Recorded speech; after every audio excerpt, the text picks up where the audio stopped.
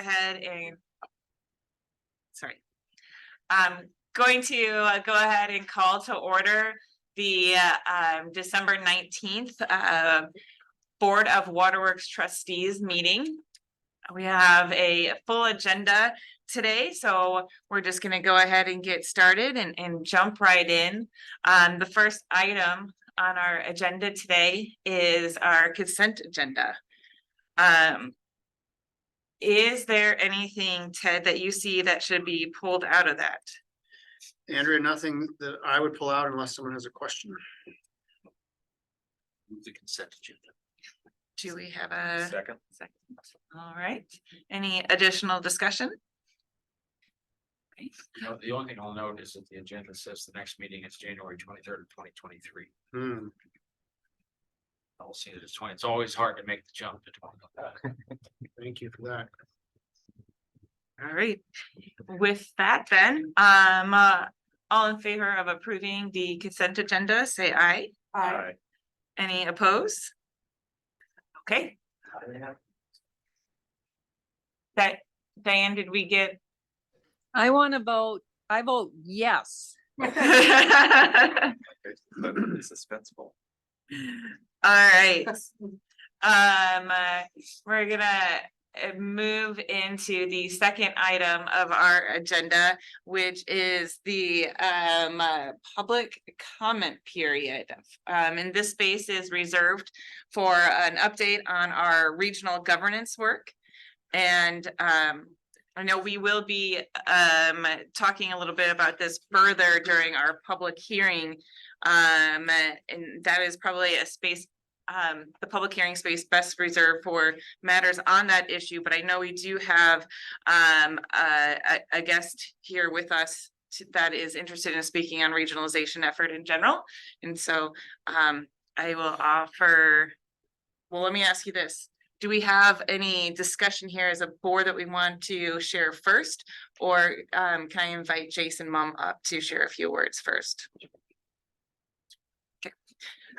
Jason, if you would give us your name and who you're with up at the podium.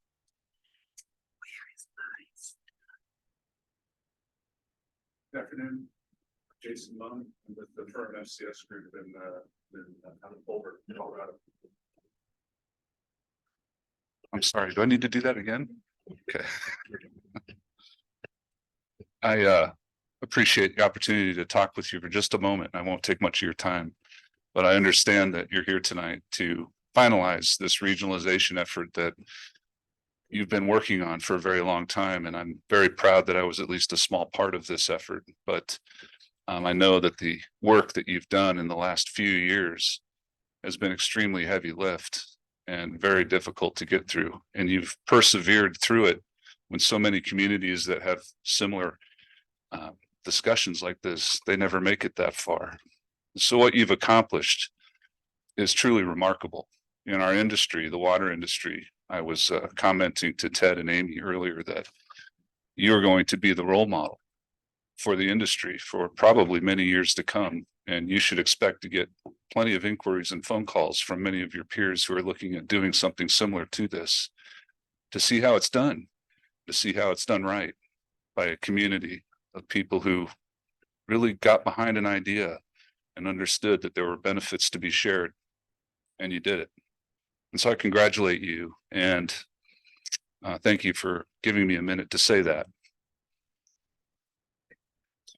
Jason, I will just say I appreciate you taking the time and trouble to come all the way over here to join us today. I joined the board in 2019 and have heard your name so often.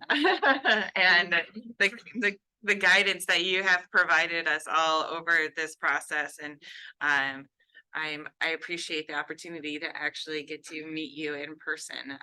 And thank you for the effort you and your firm have put in to provide us the information we needed to be able to get to this point. As I mentioned, we are going to be talking about regionalization as we get to our public hearing portion, but is there anything that our board would like to discuss during this time in our agenda?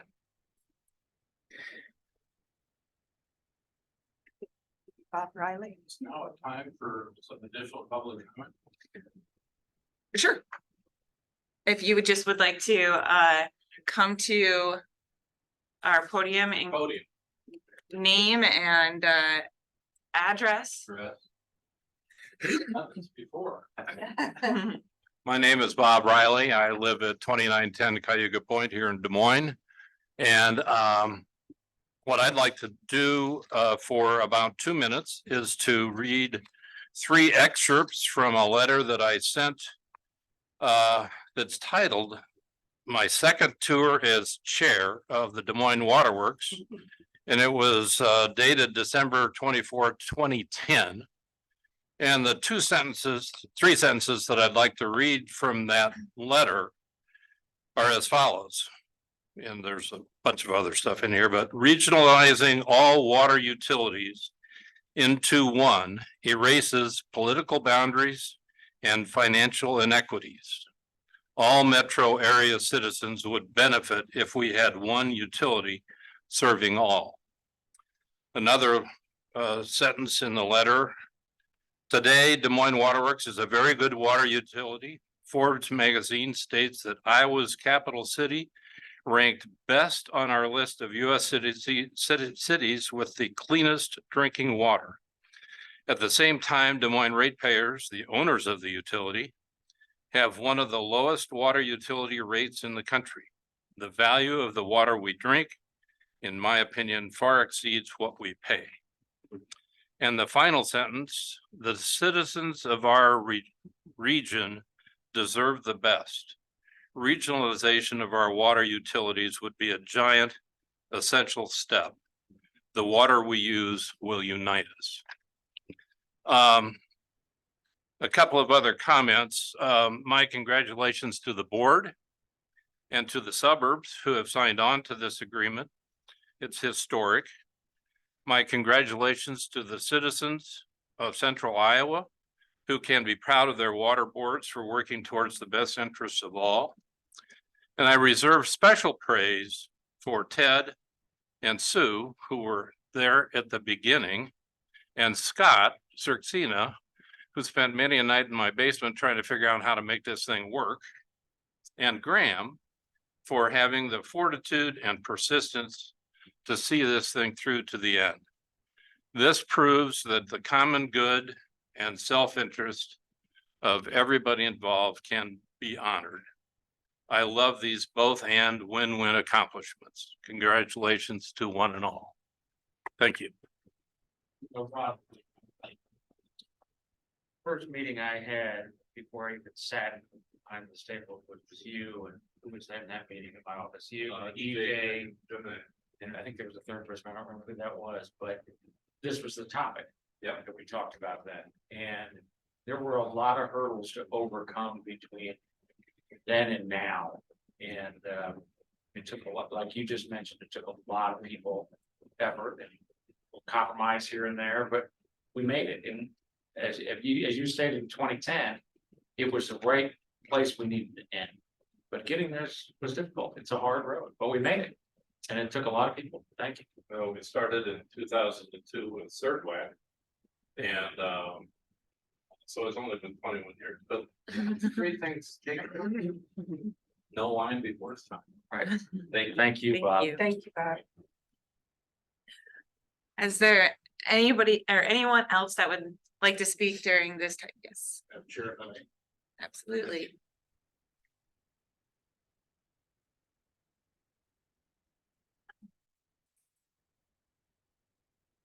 Well, Madam Chair, members of the board, thank you for giving me an opportunity just to add to the very eloquently stated history by our friends Bob and by Jason. Bob's right. We sat in his basement 100 years ago and talked about how do we bring forth this idea of regionalization? How do we start to talk about it in public? Because we knew it then, and I think that the outcome is showing that regionalization is the direction for Central Iowa. And it's been just a blast to be some small part of that. For those that don't know, the former mayor of the city of Clive, and and served on the council prior to that. And so my assignment to Serdwick and chairing and vice chairing that group for a number of years, and just with Amy helping us really keep things on the rails as a group, and then really focusing on communication as we kind of worked through these hurdles that we've talked about to get to where we are today. This is the collaboration of our lifetime. That's how I view it. And so it's just it's an honor to be here today to say that to this board. Boy, congratulations. And let's make it work. It will work. That's the exciting thing. So again, thank you, and looking forward to the future, a very bright future. Thank you. Thank you. Thank you.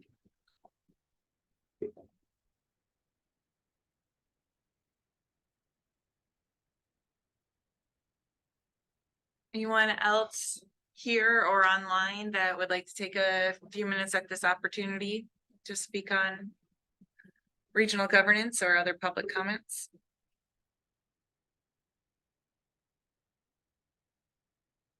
Well, thank you all for sharing your comments.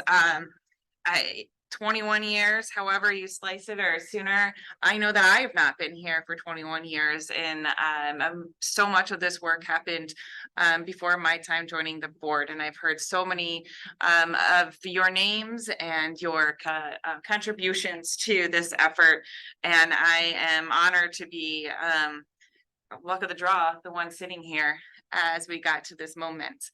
So we'll go ahead and close the public comment period if there is nothing else, unless the board has anything they would like to share.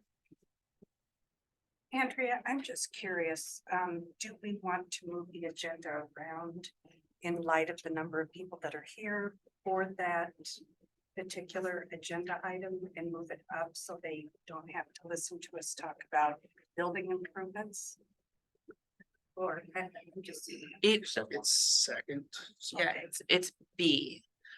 So let's see how quickly we can get through action items, getting into item 3A, which is to receive and file the Des Moines Waterworks Water Affordability Study Report.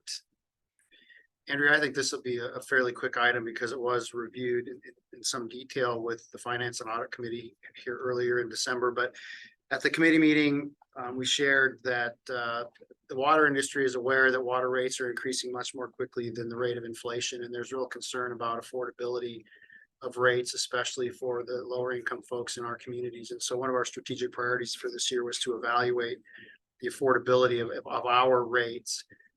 We did hire Raf Tellis, who's done a lot of financial work for us historically, to do an affordability study for us. And the big picture outcome is that our rates are in large part affordable for all of our customers. But of course, there are those who can't afford the rates, sort of regardless of what they are. And they did make a couple of recommendations, implementing a more robust customer assistance program. We have an assistance program, but they've suggested, considering enhancing that, and then also considering adopting an inclining block rate structure for residential customers was something they suggest we look at. We will be looking at those two suggestions or recommendations in 2024. But today we are here just to ask that the board receive and file that report or that study as presented by Raf Tellis on December 5th. So our required action, I'm looking for a motion to receive and file the Des Moines Waterworks Water Affordability Study Report prepared by Raf Tellis. So moved. Second. Okay, we have a move in second. Any additional comments? I would like to hear Ted just one more time clarify for those that may not be joining the regional utility. This will have a dramatic impact on them. Could you speak to that? Specifically, what will have a dramatic impact? That our rate structure will be reevaluated as we look ahead for anyone who's not joining the regional utility. Right. I mean, things do not continue business as usual. That is true. The cost of service study that we had Raftellus do for us a couple of years ago was pretty clear in that we needed to consider updating our wholesale rate structure to include more of a fixed fee on a monthly basis based on the maximum usage in on any given day, and then a volume rate that's lower, but is charged for the water use, so that there's some recognition that if you don't use water every day, there's cost that still needs to be covered. That is indeed the way that the rate for CIWW is envisioned to be structured. And it is indeed the way that we'll be setting up our wholesale rate going forward. And so there are implications in terms of rate structure for communities that don't join. Thank you. So we have a motion and a second.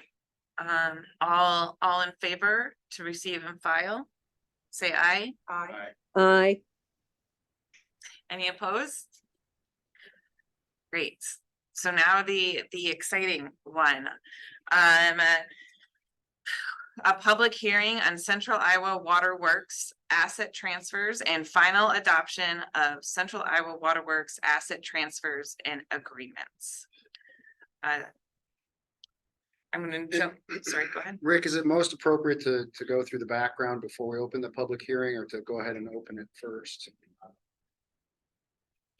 See it either way.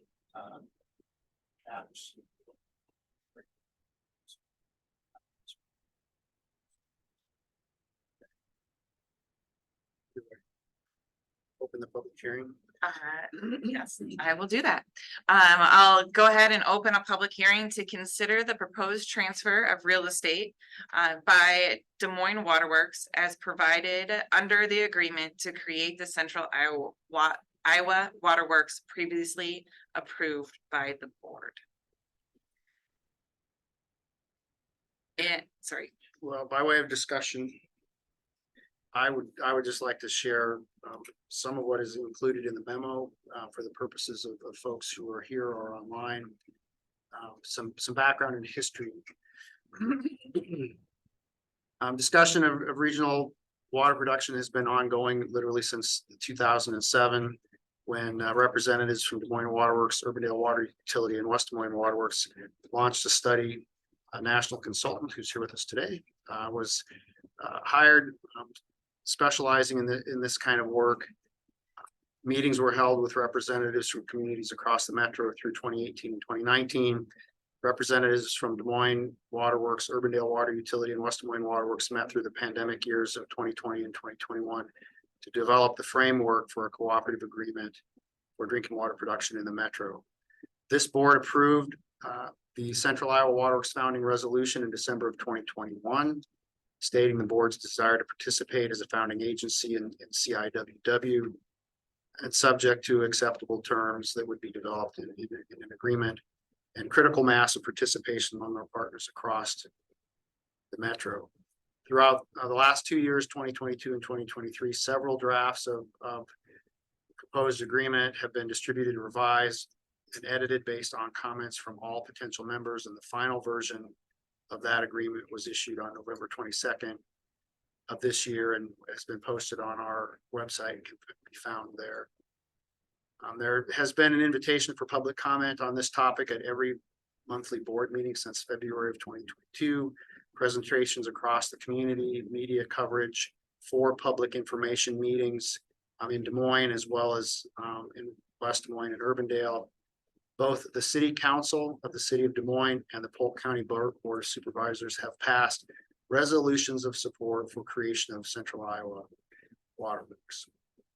At the November board meeting, the board approved a resolution conditionally authorizing the inclusion Board of Waterworks trustees of the city of Des Moines, Iowa as a founding agency of Central Iowa Waterworks, and setting a public hearing on asset transfer for this date.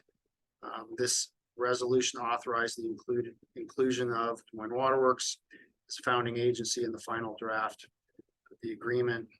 Set a public hearing on transfer of assets conditioned on 2 things. 1, formal approval by all other named parties in the agreement, and today's public hearing on the proposed transfer of Des Moines Waterworks water supply facilities described Exhibit A to the resolution. And the board's final determination of this transfer subsequent to today's public hearing. So the action that we are seeking today, this action is a public hearing on the proposed transfer of assets and the board's final determination of this transfer of assets subsequent to today's public hearing. So notice of that public hearing was published in the Register on the 14th of December. It says the 13th in your materials, but they delayed it for a day. Just published on the 14th, which is still within the 4 to 20 days required. We're here now to have the public hearing for that purpose. And I'll also share as supplement or emphasis to that background. For the sake of those in the room and those online and maybe watching this afterwards. And Ted mentioned several times where this board has come together to approve things. The founding resolution, the conditional authorization. And just want to emphasize that today, this public hearing is being held because we are talking about a transfer of assets, and doing such is a requirement of law. But also is our final step in approving and moving Central Iowa Waterworks forward from the Des Moines Waterworks position. So at this time, sorry, go ahead. Ted, just to be clear, talk about what happens next. So that people that are paying attention and understand.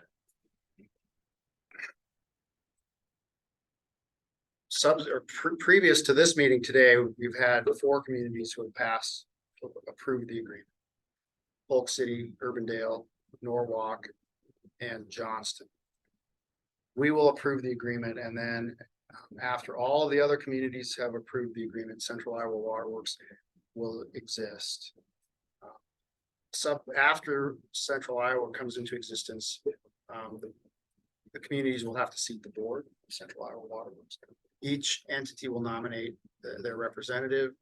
The board will determine when they will meet and how often they will meet. Select a chair, vice chair. They'll select an executive director, and there's a whole series of administrative things that have to happen over the next year. Part of that is the instruments of transfer for all of these assets into the joint ownership model, which is Central Iowa Waterworks. After all that administrative activity is complete, we will reach a point where Central Iowa Waterworks is actually ready to stand up and serve as the regional water utility. That will be what we have referred to in the document as the operational commencement date, where Central Iowa Waterworks will actually begin functioning as the regional provider of drinking water in the metro area. That's when assets will officially transfer, and Central Iowa Waterworks will exist. That will likely be on or after January 1st of 2025. And then there are operating agreements, operating contracts with all the producers that will be executed and will carry the operation through the first 20 years of Central Iowa Waterworks existence. That's a real high level overview, Graham. I don't know if there are other details you were looking for. I would add 2 things that I think are important in that, as communities pass their resolutions and decide to be signatories of this agreement, that then settles those amounts. And part of the thing we took so much time with on this agreement was figuring out how a community bought into CIWW. And so once we know who's in formally, we can finalize, those numbers will be finalized, and what is being contributed, like we're talking about our assets today being contributed, and what others might contribute in either assets or other funding sources is determined. And then, as we've talked about, and important to Des Moines ratepayers, after we know that number at Des Moines Waterworks, then we can decide how we're going to use that money. And the plan is to use that money to upgrade our distribution system here in Des Moines to benefit ratepayers. So I think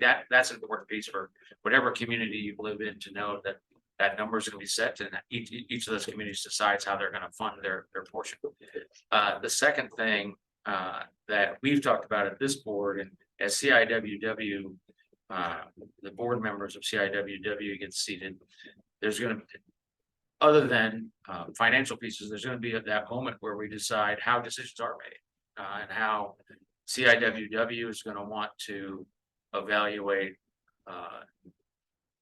things like rates and other things, and those are also gonna be complicated discussions to have, but we've tried to anticipate that here, and I know Ted, you've put together, you know, a plan for beginning of 2024 for us to have discussions at this table, both in committee meetings, but also in the board meeting, to discuss that process.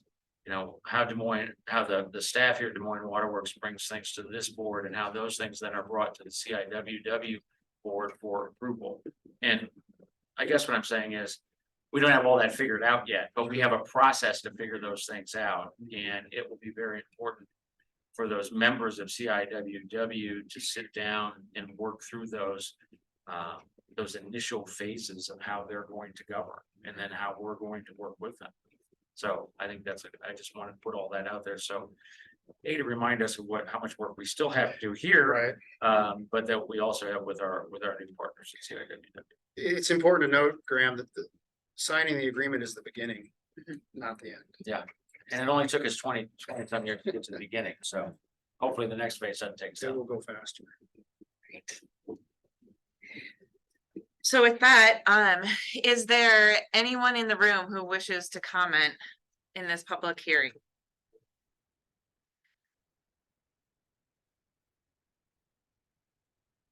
Anyone online, who wishes to comment on the proposed transfer of real estate? Ted, have you received any written or oral comments on the transfer of assets? We have not. Okay. Not hearing any comments or any requests to speak, I will go ahead and close the public hearing. And I'll take a motion to pass the resolution conditionally approving the transfer of assets in real property by Des Moines Waterworks to Central Iowa Waterworks, and confirming joinder by Des Moines Waterworks as a founding member of Central Iowa Waterworks. So moved. Second. And I would know the full text of that resolution. Or package.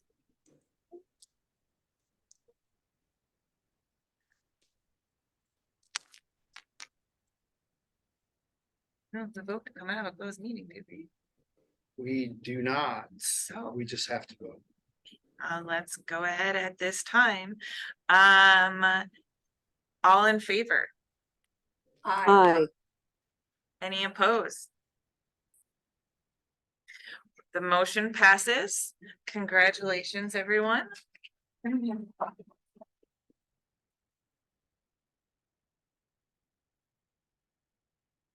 Again, I thank everyone who has taken the time to get us to this point, not just the time, but the passion and influence to bring us together and continue to push this forward. Thank you all who are here with us and who are sitting at this table, at the other table across from us, and in the seats and desks in this building. Momentous. Yes.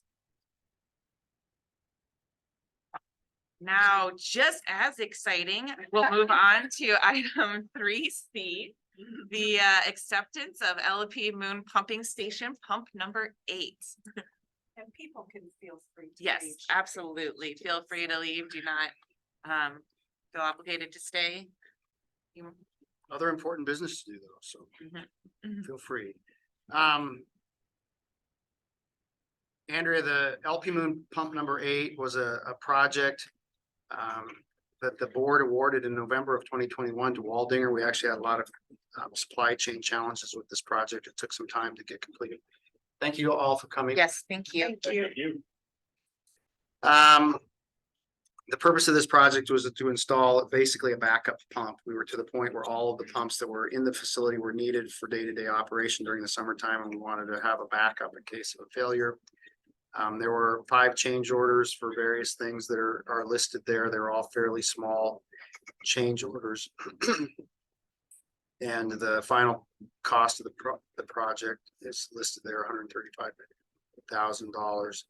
Staff has briefed the technical committee of Central Iowa Waterworks about this project.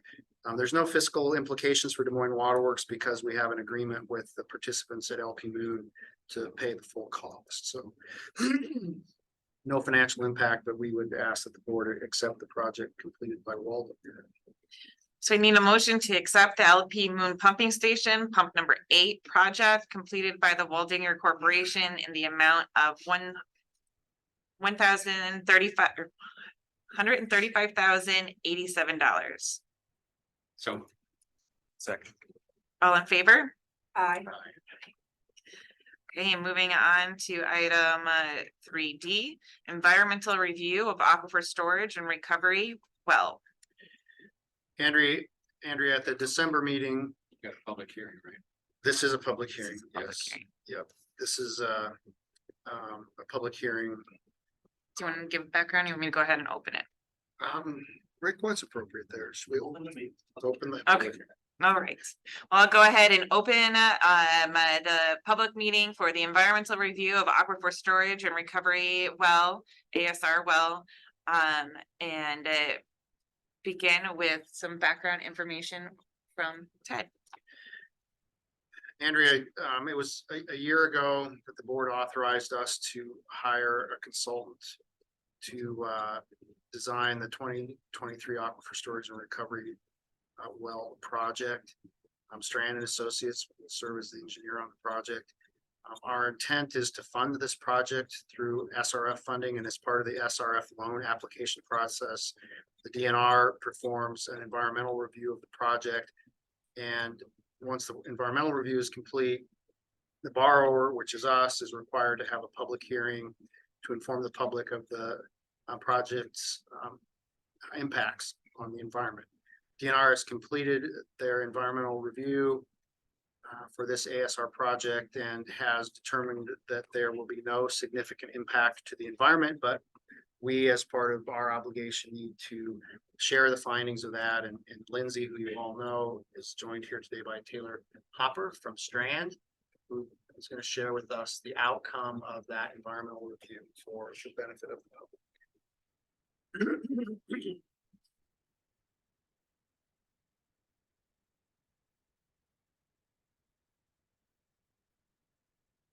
Okay, thank you. So Ted already gave a little bit of background. I was just going to remind the board about hiring Strand. They're helping us with the design of this project. But just to reiterate kind of the project, it's to drill a aquifer storage and recovery well at the Polk County Pump Station site. So it's off of East 14th. So Caitlin pulled that up. But basically, we're going to drill a well down about 2,500 feet down into the Jordan well. And then we'll be doing some site work to do some piping modifications to a new building. And then that will help us monitor flow and monitor water quality. And basically what we'll do is inject the water in the low demand months. So it allows us to keep distribution flow during that time. And then during peak demands, we can actually supplement our water and pull from that. So it helps us maintain our distribution pressures. So that's really why we're doing the project we are. So basically, I talked about the site work, everything. It's 3 million gallons per day. This is our 4th ASR well. This one, the other ones are at LP Moon, McMullen, and Army Post Road. So this will be our 4th one. And our total cost is about $10.7 million funded, like as Ted mentioned, from SRF. And so that's really the reason we are doing the environmental impacts. One thing I would just clarify is it's not completely finding no significant impact. It's concluding from everything they've done so far. So Taylor's going to go through and talk about that. So.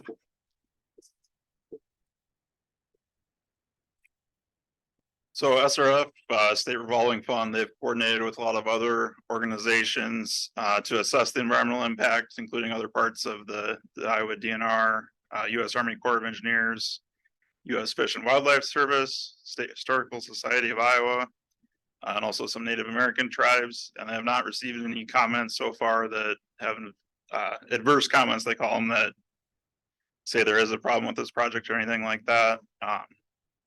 Some of the things considered include temporary effects of construction, dust, runoff, noise, and so on. Historical properties or artifacts. There's an archaeological investigation, and those results are shared with SHPO, the State Historical Preservation Office, and they review that and agree that there's no impact. And there'll be a joint application with the U.S. Army Corps of Engineers and Iowa DNR, and that looks at floodplain, threatened and endangered species, wetlands, and jurisdictional waters. Also, the Fish and Wildlife, they found that it's unlikely to impact protected species, and there's a caveat on that the tree cutting has a particular season with protected bats. And more of the detail is in that environmental information document, which is in the board packet. And then following this public hearing and pending some other results from the different organizations, SRF is anticipated to issue a official finding of no significant impact. And that actually goes out for 30 days public comment, and then can be finalized and the project can proceed. That just needs to happen before we're bidding constructing. That's what we had. So we just like open it up for public comment if there's anything, or if you guys have any questions for us, we'd be happy to answer. Let's start with the public. Or is there anyone here from the public that would like to speak in this setting? Anyone online? Have you received any? We have received no written comments. I have a question, but I'm gonna wait and ask it after we have the next motion. Okay. No written or oral. Thank you. So we're not hearing any comments, written, oral, or otherwise. I'm going to go ahead and close the public meeting, or take a motion to close the public meeting and authorize staff to report that a public hearing was held. Is there a motion? So moved. So move. Second. Whatever. Or that vote, and then I have a question. I'm gonna direct it to you, Ted. You may kick it off to somebody else. Sure. But as we build these ASRs, and forgive me, I'm not a scientist, so I don't necessarily know what I'm talking about, but are we monitoring these ASRs appropriately for loss of water? And my concern is, as aquifers deplete and other things, are we at risk for losing water that we pump into the ground? I mean, I know historically ASRs, at least in Iowa, hold their content very well. But as what happens below ground due to, overuse of aquifers, should we be concerned, and are we monitoring appropriately to make sure we're not losing more water as aquifers deplete or what have you? There are several questions in there. I realize. One is, should we be concerned? And my answer to that is we should be aware of what we're doing and monitor continuously. We do monitor very carefully the water that goes in and the water that comes out. And there is some kind of built-in loss as you're conditioning one of these well sites.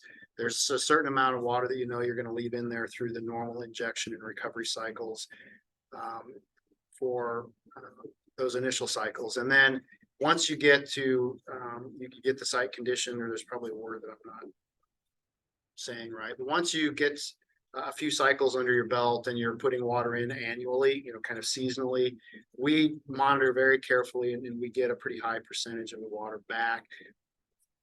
Sometimes we reach a water quality threshold and we'll stop recovering, and sometimes we just reach an operational point where we're just going to leave some of it down there and not have to put quite as much in. And so, but we do monitor that very carefully, that we're getting the water back. And monitoring what's in there, we have a way to know, or at least estimate the water that's there. The other part, and I think what you're getting at is aquifers in Iowa are seeing some recession sort of overall. And the Jordan, especially in places where it's used very heavily, like up around Marion, north of Cedar Rapids, they're seeing a lot of recession in the Jordan, which means the static level is dropping because they use a lot of water. They're using it faster than it flows back in. They're using it faster than it's recharged naturally. there seems to be some amount of that happening in the Des Moines metro area too, and I don't know, Nathan, if you have any specifics you would share about how much it's dropped in the last several years, but we have seen some recession. Specifically, the LP ASR, we see the large drop in the static water level. The static water level is when we're not pumping. We have seen a large drop. We did the last 2 years have slowed down our recovery rate at LP in order to not exceed a specific level set by the IWR. We've only experienced that. We have not experienced that in the other 2 months. Is that something that the DNR should also be monitoring and? DNR monitors are very closely. And, we communicate with them every year of what level. I mean, my concern is, again, I'm out of my depth here as far as my science background, but we invest a lot of money into these ASRs, and that the day may come where we lose more and more water. We have an LP boom type of situation where we're losing more water over time, and what seemed like a good investment, which is a good investment today, I'm all for it, but becomes less of a wise investment in the future. And you're answering my question. I think we're Mhm. monitoring it, we're paying attention to it, but I do think we all need to be cognizant that there's some unknown out there as climate change and other things that impact the. Agreed. Rick has a comment he wants to make. And there is a statutory framework governing ASRs in mind that's put in place at the time. First ASR was pioneered by consumption. There is some law that governs protection of water that comes down to the ground and right to statutory protection. That's good. Yeah, that's interesting. We'll talk more about that again. I'd be interested to know about that, but again, I don't want to belabor this, but I just think these are. No, but I think you bring up a good point, Graham, and that is that the recession or the drop in static water level in the metro is something we're monitoring and trying to understand if ASR has anything to do with that. Right. And if it's exasperating that, and if it's going to have a long-term impact, and we're monitoring that and studying it. And right now, we believe that ASR is still a viable technology for the Des Moines metro area. But it's a good question and something we are watching. I mean, there's there's a theory out there that as the DNR has done some testing of the Jordan Aquifer, that maybe those tests have been somewhat a little more rosy because of ASRs, because there is water being pumped into ASRs, and it gives a little bit of a false impression of the level of the Jordan Aquifer. Again, now way out of my depth here, but that's the thing that raised a red flag with me, is that, you know, as that aquifer depletes and Des Moines Waterworks is pumping water into the ground, I don't want us to fool ourselves. Yeah. Understood. This is Diane. I have a quick question, and just for clarification, this asset, this ASR, will this be a Des Moines Waterworks or a regional asset? This is intended to be a Des Moines Waterworks asset. Thank you. So we have a motion and second on the table to close the public hearing and authorize staff to report that it was held. We'll go ahead and call for a vote. All in favor, say aye. Aye. Aye. Any opposed? Motion passes. Thank you both. Thank you. Yeah, Yes, thank you. thank you. Moving on to item 3E, 2023 FWTP pump station HVAC upgrades. Another public. Yeah. So I will go ahead and open the public hearing on that item. And let Ted start it off with giving us some background information. Andrea, in October, the board authorized staff to solicit bids for this project. The date of the public hearing was established as the date of the December board meeting. Plans and specifications were sent to 14 prospective bidders. A pre-bid meeting was held. 5 contractors looked at the project. And then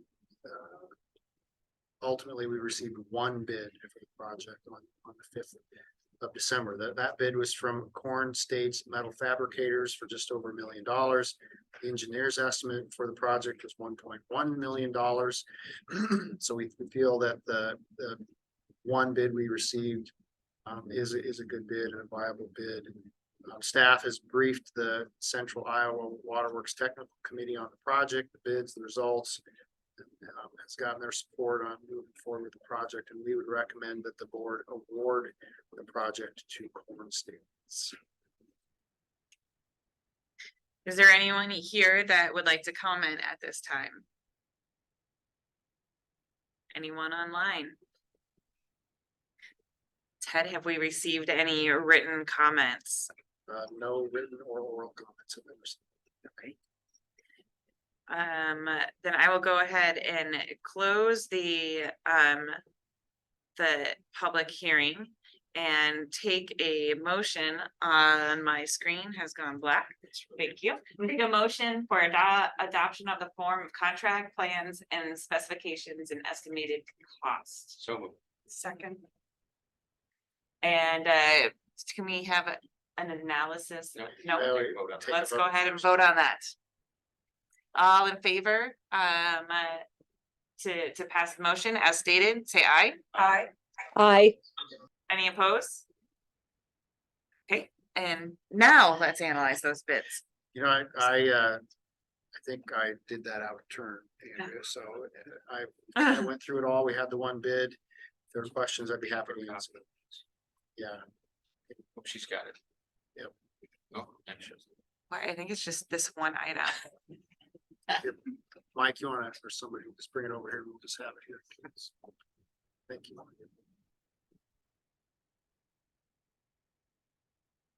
Okay, so it sounds like we've analyzed the bids. I We don't have. want you to rehash that. No.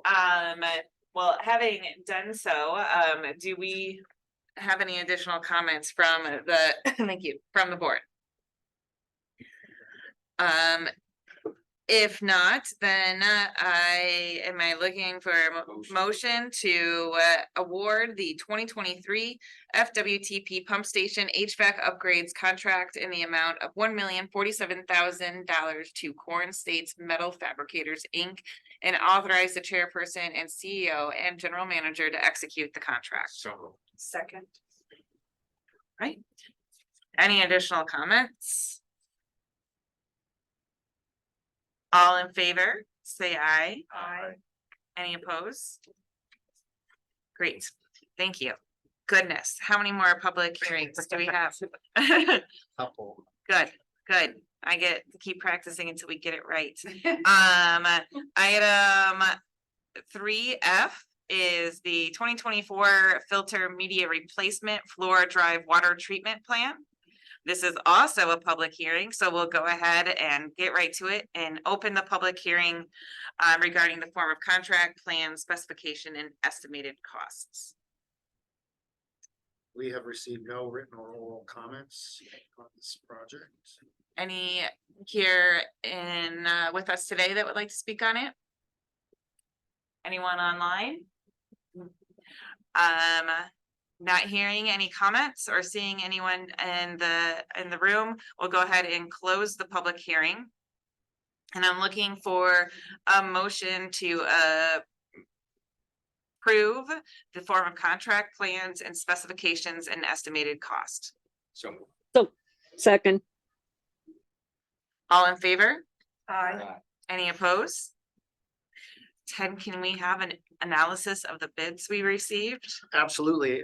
Andrea, here again, at the October board meeting, staff requested permission to solicit bids for the project. And the public hearing was established as the date of the December board meeting. We're gonna replace filter media in 4 of the existing 16 filters at the fluid drive treatment plant. The engineer's estimate for this project was $840,000. Bids were received and opened on December 6th. We received 3 bids, as you can see there in the bid tabulation. The low bid in the amount of $990,000 was submitted by HydroClean LLC of Des Moines. HydroClean has completed a number of projects for Des Moines Waterworks historically, including the last filter media replacement project that we did in the mid 1990s. So they're well qualified to do the work. Staff has briefed the technical committee of Central Iowa Waterworks on the project and got their concurrence with moving forward, and we recommend award of the project to HydroClean LLC. So I need a motion to award the 2024 filter media replacement floor drive water treatment plant contract to HydroClean LLC for the $990,595 base bid amount, and authorize the chairperson and CEO and general manager to execute the contract. So. For a second? Second. Any additional questions or comments from the board? All in favor, say aye. Aye. Any opposed? Same sign. Great. Moving on to item 3G, the 2023 Des Moines the 2023 Des Moines Water Main Replacement Contract 4, also a public hearing. We'll go ahead and open that right away and ask if there's anyone here who would like to speak to that topic. We have received no written or oral comments on the project. For anyone online? Not hearing or seeing any comments, I'll go ahead and close that public hearing. And seek a motion to approve the project's form of contract, plans and specifications and estimated cost. So moved. All in favor? Aye. Any opposed? Ted, can we have that analysis of bids, please? Yes, again, at our very active October 2023 board meeting, the board authorized staff to solicit bids for this project, establish the public hearing as the date of December board meeting. Plans specifications were taken out by several prospective bidders, and 6 bids were received on December 7th. One of those bids was not opened because not all the required documentation was included. Engineer's estimate was $1.8 million. Rognus Corporation was the low bidder at $1.844 million. Rognus has completed a number of projects for Des Moines Waterworks historically, and staff would recommend that the board award the project to Rognus. So I need a motion to award the 2023 Des Moines Des Moines Water Main Replacement Contract 4 project in the amount of $1,844,549 to Rognus Corporation. Authorize the chairperson and CEO and general manager to execute the contract. Second. All in favor? Aye. Any opposed? Great. And moving on to item 3H, the award the 2023 FWTP distribution building improvements structural repairs. Andrea, on the 12th of this month, engineering staff received bids for concrete restoration, some structural repairs to be performed in the parking garage portion of the distribution building. That building it's an upward level parking garage, and it has suffered some deterioration because of salt that is brought in on the company vehicles and drips on the floor and then gets into the concrete and corrodes the structure. It's actually gotten bad enough that we're no longer parking vehicles up there, but we can do some rehab on the space and use it for other important purposes, offices, storage, meeting rooms, those kind of things. So we took bids on structural repairs to that building. 4 bids were received. You can see the tabulation there. The engineer's estimate for this work was $135,000, and the low bid received from Woodruff Construction is just over $97,000. Staff would recommend award of the project to Woodruff Construction. So I need a motion to authorize the staff to solicit bids for the 2023 water main replacement contract.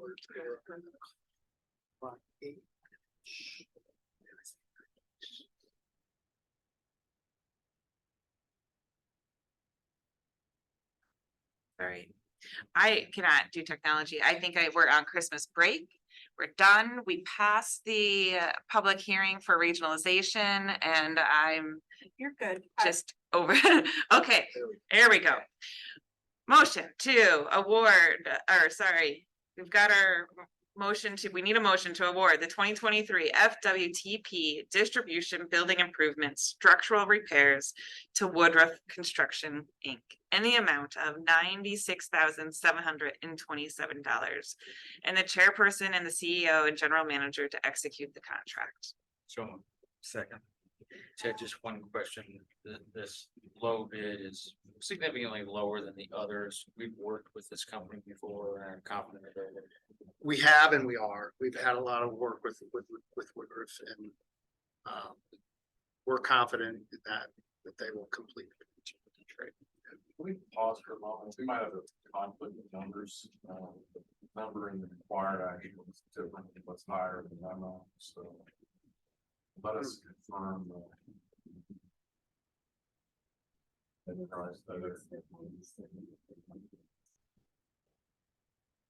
You need to restate the motion. Goodness, this is not the day for that nonsense. Okay. So we're gonna start over and ask for a motion to award the 2023 FWTP distribution building improvements structural repairs to the Woodruff Construction, Inc. in the amount of $97,327. And the chairperson and CEO and general manager to execute the contract. Did I move the last one? Yes. Okay, yeah, so. I'll move it again. I'll second it, however that's written. Friendly amendment.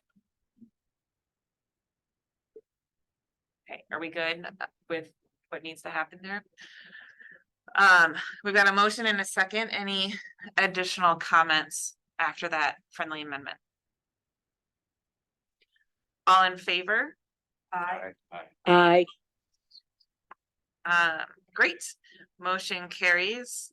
And right, I'm on to item 3I, which is to request authorization to solicit bids for the 2023 Des Moines Water Main Replacement Contract 3 and establish the date of the public hearing as the date of the January 2024 board meeting. Andrea, as part of the approved 2023 water main replacement budget, there was intention to replace the water mains on Bell Avenue and Sunset Road, which are just south of where we're sitting here today, south of George Flagg and Valley Gardens. Preparation of plans, specifications, and contract documents is nearly complete for the project. The engineer's estimate for those two streets is just over $3 million, and we're requesting authorization for staff to solicit bids for the project. Would someone like to motion to authorize staff to solicit those bids for the 2023 Des Moines Water Main Replacement Contract 3 and establish the date of the public hearing as the date of the January 2024 board meeting and direct staff to publish notice as provided by law? So. Second. Any comments or questions? Right, all in favor of the motion on the table, say aye. Aye. Aye. Any opposed? And it passes, and we're on to item 3J. Request authorization to execute the Second Amendment to Chapter 28E agreement between Des Moines Waterworks, the City of Waukee, Xenia Rural Water District for the Waukee-Xenia Joint System Facilities. Andrea, in 2019, an agreement was executed between Des Moines Waterworks, the City of Waukee, and Xenia Rural Water to allow the City of Waukee to receive capacity from a booster station that Xenia owns on the LP Moon site, and through a transmission main that Xenia owns that passes through the City of Waukee. We were party to that original agreement because once that became a joint owned facility, it was eligible for operation and maintenance by Des Moines Waterworks as a regional facility. Both the pumping station and the transmission main are now operated and maintained by Des Moines Waterworks. There was quite a little bit of work that's transpired between now and then to allow for disinfection out of the LP Moon facility instead of the way it was originally. That just simplified things for our staff from an operation and maintenance perspective. There was an original first amendment to that agreement that just had some things to do with location of the kind of lines of demarcation.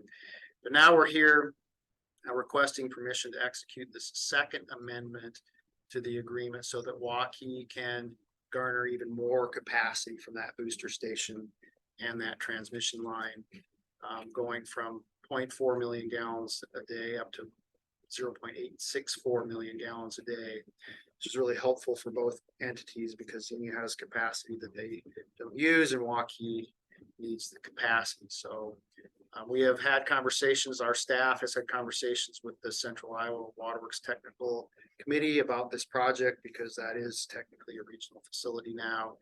Staff and legal from all the entities have reviewed and approved the amendment, and we're looking for authorization to execute that second. To do that, we need a motion to approve and authorize the chairperson to execute the second amendment to the chapter 2080 agreement between Des Moines Waterworks, the city of Waukee, and Xenia Rural Water District for the Waukee Xenia Joint Systems Facility. So move. Second. Any questions or comments from the board?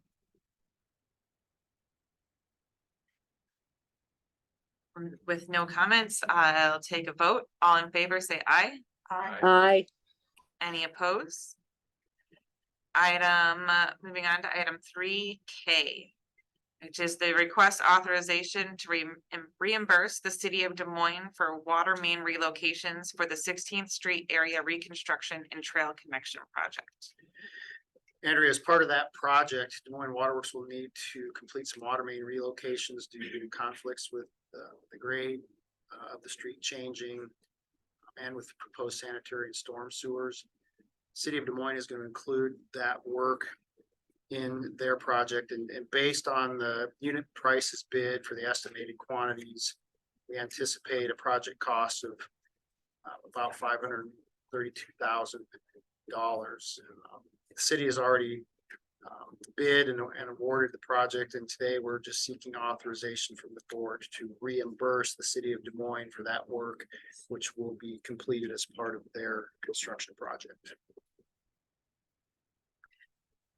Great. Can I have a motion to authorize staff to reimburse the city of Des Moines for water main relocations included in the 16th Street area reconstruction and trail connection project? So Second. Any questions or comments? Okay. With that then, we'll go ahead and vote. All in favor? Aye. Aye. Any opposed? The motion carries, and we're on to item 3L, which is the performance evaluation and salary increase for the CEO and general manager. I will provide the background information on this, unless Doug wants to say anything at this time.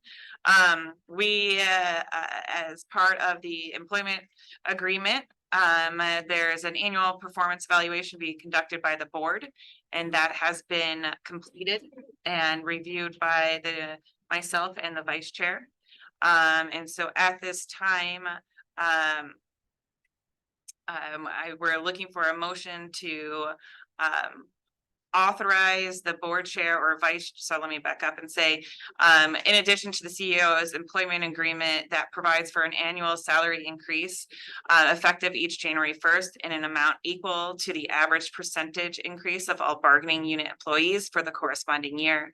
And the board also has the ability to consider and may at its discretion award an additional amount of salary and or bonus as of any July 1st per the agreement.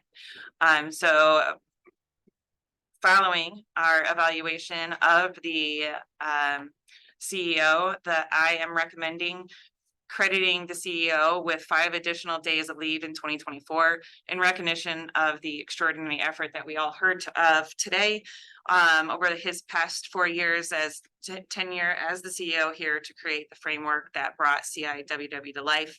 And an additional leave will be made a condition of his employment agreement.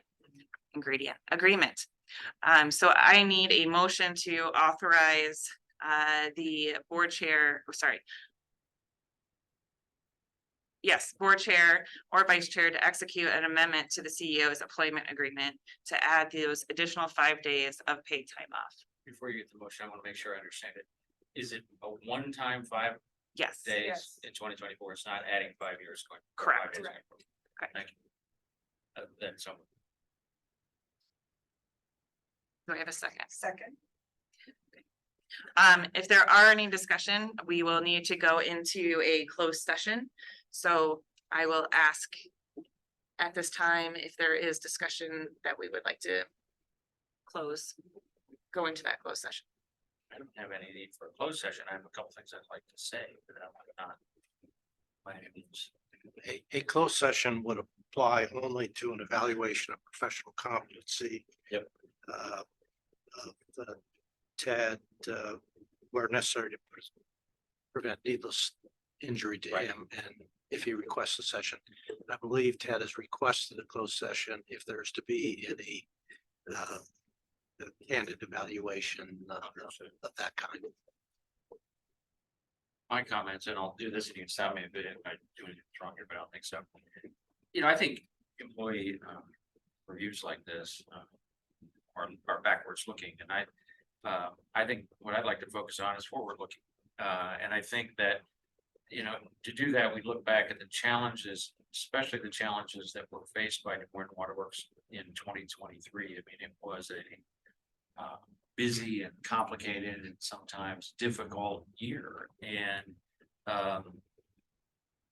you as CEO and general manager navigated through that well, and we stand here when Waterworks being healthy and on the verge of, you know, Central Iowa Waterworks being formed, and that's a very good thing. And, you know, I encourage you, like all of us, to learn from the lessons of the past and continue to do what you did this year, and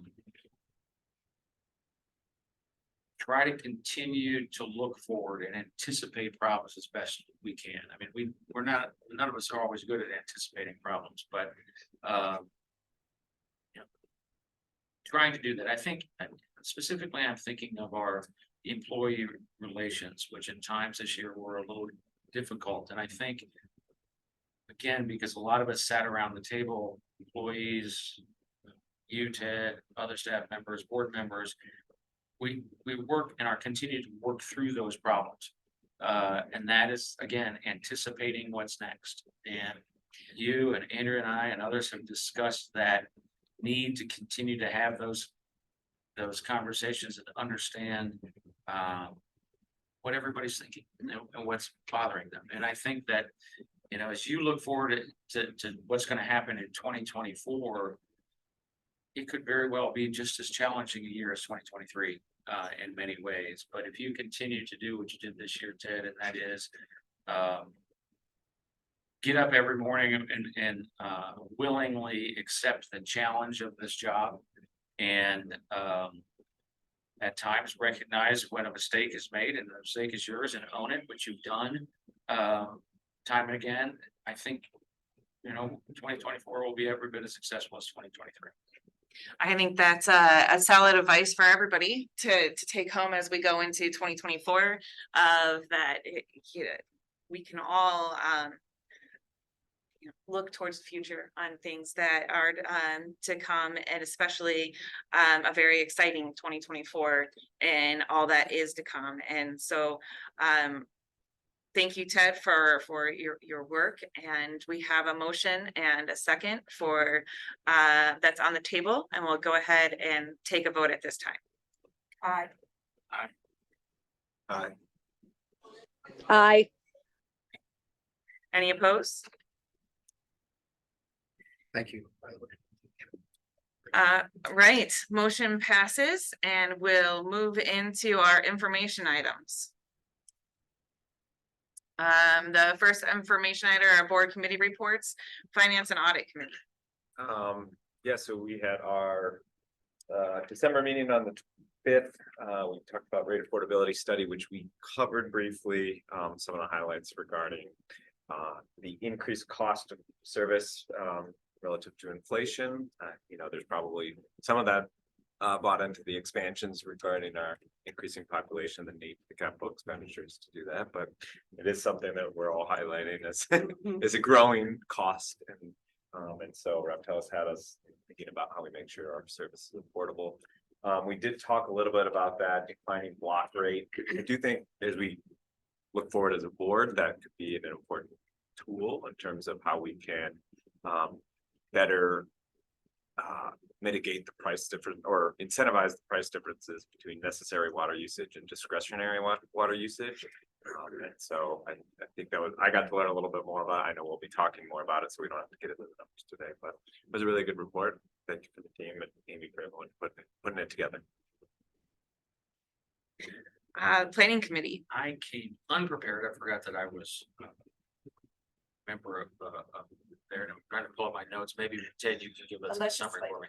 It was a legislative agenda. We talked about legislative priorities for both state and federal, and a couple of things that I think that I would like to highlight, Graham, is that we're trying to be proactive in our legislative approach this year. There are a couple of things that we are seeking legislators to at the state level to help us support by bringing forward potential proposed legislation. One of those relates to disclosure requirements for lead service lines at the time of sale of a property. We're trying to work through that, see if we can get some support for that, given that it looks like the EPA is going to mandate replacement of all lead service lines in 10 years. We're also looking for additional support for conservation agronomists on the landscape here in Des Moines.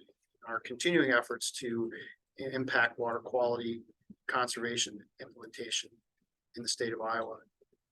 On the federal front, there are a couple of things that we're working on. One relates also to lead service lines, and that's on the funding side. We are trying to get the federal government to distribute the money that they're going to distribute as grants or forgivable loans instead of as 50-50 loans that are tied to a repayable portion, so that we can more effectively do what we need to do in replacing lead service lines without creating debt for ourselves that we're going to have to pay back by raising rates. And then also looking for a way to move forward the changes that we've been able to make in WRDA, trying to leverage those to result in some water quality investigation. There were other things. I don't know that I can off the top of my head give you all the detail on them, but those were the highlights from my perspective. And I think, to me, the relationship with Woodbury Associates or Lobbies in DC, I still see that as a new relationship. I don't remember how many years that's been. Just a couple of years, but I did comment during that meeting. I think that relationship we have with them in Washington has been fruitful. I think if not, the legislative portion is important, but those relationships that we have built and strengthened with the associations and others in DC has been a real benefit to their participation, just having soldiers on the ground, if you will. Agreed. Thank you both for that update. Greater Des Moines Botanical Garden Board. Don't have anything new to report there, although I'd like to, I guess, recommend or even a recommendation, but as I talked about last time, our financial commitment to the garden is winding down. I've served on that in that seat as our appointee. It's a little cloudy about when that agreement ends, but what I'd like to recommend, if it's okay with the board, is that to kind of line up with our calendar, that we maintain a seat on the Botanical Garden Board for the calendar year 2024. And so that next December, when that term will expire, when chairmanship of this board and other things and our committee assignments expire, if that makes sense, I'll just send a note to the garden saying that's kind of what our thinking is. It's funny you mentioned that, because as I was reading this item, my thought was, how much longer should we be on that board? That gives them a year to know that we're going away. And I mean, I think technically you could say that we could serve, a person could serve through July of 2025, but I think it's good to kind of have a date that we can set and then it aligns with our calendar. Yeah, I think that makes sense, and it's our financial commitment ends 2025. I think that's correct. Okay. I think our last payment basically is July of 2024. So I'll send an email out I'll copy Andrea's chair and Ted, and I'll send it over to the garden, just in the video record. Sounds good. Thank you. Des Moines Waterworks Park Foundation Board, they are also in a state of transition, making that shift of their elected officers. They have a new chair coming in who is focused on the sustainability of the organization and identifying a more permanent director, and the funding and the process to be able to support that director. Also looking at at the foundation's financials and getting us into a position to work more with the utility and be working towards reaching the commitments that were made to the utility regarding our maintenance fund. Already working on a lineup for concerts next year and thinking through what a phase 2 of the park would look like. Pat or Mike, would you have anything that you would add to those comments? You talked about the transition. I think I would share that Amy suggested with Matt Bell, two Park Foundation board members that are on the board. And one member, I won't be able to cite their name. It's different based on. It's exciting to see the new faces, but there is a lot of new faces on that board. And as we sorry for those who listening or in the room, I am one of the liaisons to that foundation. As they go into the new year, trying to look at a strategic plan of how to move through the next year with those new faces and get everybody up to speed and come up with a work plan moving forward. Andrew, if I could go back to the botanical garden. Sure. I stand corrected, 2025 for the last year. That's Last. 5,000. And nothing since. Okay. That's what. So I don't know if it really changes what I suggested. Unless you want to go into 2025. I don't think it's necessary. I don't think it's a think good it's necessary. point of. Yeah. I would be supportive of ending our seat on their board. I mean, what's kind of funny about it, it's made me think about it is they have a term limit situation on that board. Because I served and then Leslie Gearhart served, well, then I went back. I'm now like the longest serving botanical garden board member. And so I think maybe we should end everyone's pain and move me. Perfect. The one thing I do want to circle back on the Park Foundation is that, as part of that phase 2 and looking at other areas of the park, the bridge has been a focus for the city of Des Moines, and thus the foundation also being interested in seeing how they can work together with the utility to do a rehabilitation of the bridge along the trail system in that park. And so the city of Des Moines is having a preliminary design completed on the bridge, which will help for both the Park Foundation, the utility, and the city to understand what the cost of what is needed and any additional enhancements or needs would be added to that bridge as part of phase 2. Any other comments, Pat or Mike? I have nothing else to add. Jumping back then, Ted? A couple of year-end updates that I will share as we approach the end of the year. One is related to water production. Nathan shared with me that we're not quite there yet, but we're on track to, for the first time ever, produce more than 20 billion gallons of water as Des Moines Waterworks. Yet another record year, 5 in a row, or whatever year that Nathan has been there, he set a new record. Thank you. Amazingly though, our peak day in 2023 was a little less than 84 million gallons as compared to our historic maximum day of 96 million all the way back in 2012. So 11 years ago, we produced 96 million gallons in a day.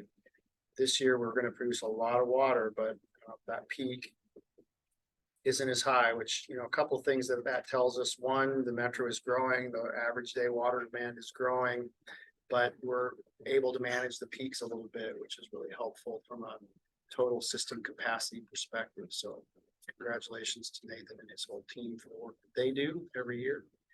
Also, the drought is getting a lot of attention. The drought is sort of deepening, but interestingly enough, from our perspective, we're doing okay right now. Sailorville Reservoir is actually a foot above normal conservation pool.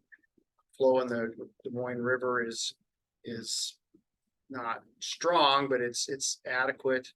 The Raccoon is providing most of our water. I think maybe we use some Des Moines today, but we're hanging in there, even given the pretty significant drought conditions. But we are hoping for a normal spring, if not wet, no flooding. The normal spring would be a nice change of pace for water supply here in the Des Moines metro area. Just to me, it just exemplifies the reasons why we need to do what we did today and work together to manage that. And lastly, for me, I will point the board's attention to the safety update. We have experienced 6 recordable injuries this year, which our goal would always be 0. 6 is about half of the industry's average for utilities our size. So it's not a bad year if you want to look at it that way, but still 6 too many injuries. And we're going to continue to try to address that through training and outreach and focus on safety. There's some highlight in the safety memo about what our safety goal, the safety team's goal is going to be for next year. And the board will recall that a couple of years ago, we were trying to get 100 near misses reported. Near misses are things that people see that could have resulted in accidents, but didn't. But there's still issues that need to be addressed, and we were pretty successful in getting 100 a couple of years ago, and then it just kind of fades a little bit. So this year they've changed their focus. They're going to count.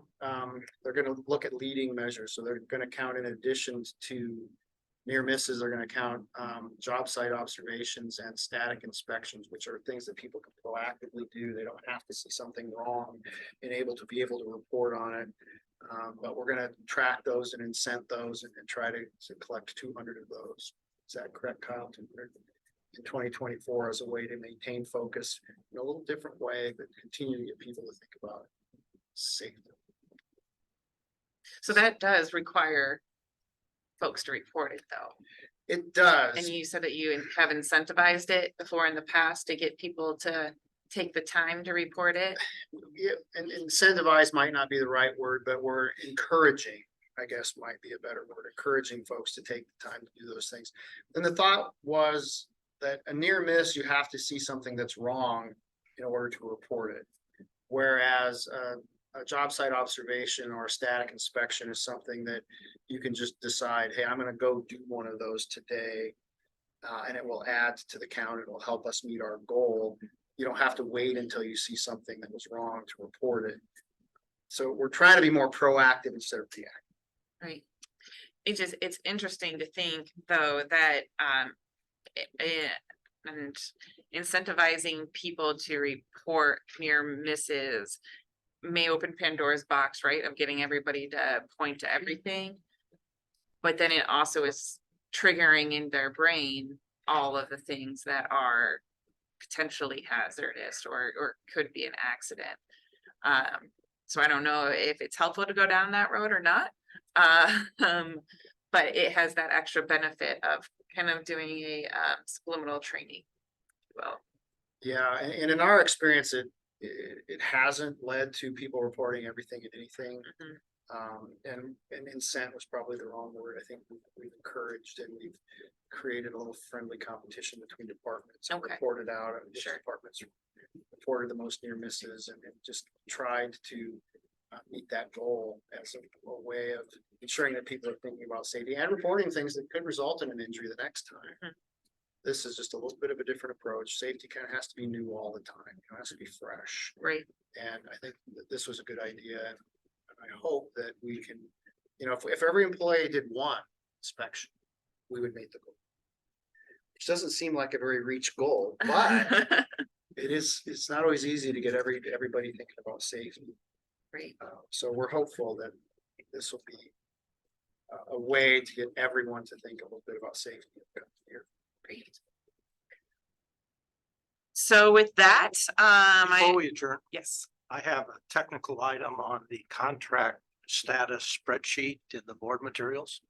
And it is this, it reflects a competitive quotation contract for the 2023 Des Moines hydrant relocation phase 1 project in the amount of $86,200. I'd like to direct the board's attention to that item and request that the item be specifically noted in the minutes as required by chapter 26 of the Iowa Code. Thank you. Good catch. Appreciate that, Rick. So could we just clarify, are you just wanting, It needs to be noted in the minutes that okay, that contract has been awarded. could you provide that language to Caitlin? Yes, I sure will. Any other comments or questions regarding item 4DR contract status and professional service agreements? Okay, you'll see the schedule of board activities leading into the new year. Beyond that, I'll take a motion to adjourn. Happy New Year. Happy New Year, happy holidays, Merry Christmas. Thank you all for a great 2023. Thanks for such a quick start. I believe this will be our. I cannot. I mean, Coming into this board. I'm just glad it was not controversial and into the weeds debate. Go.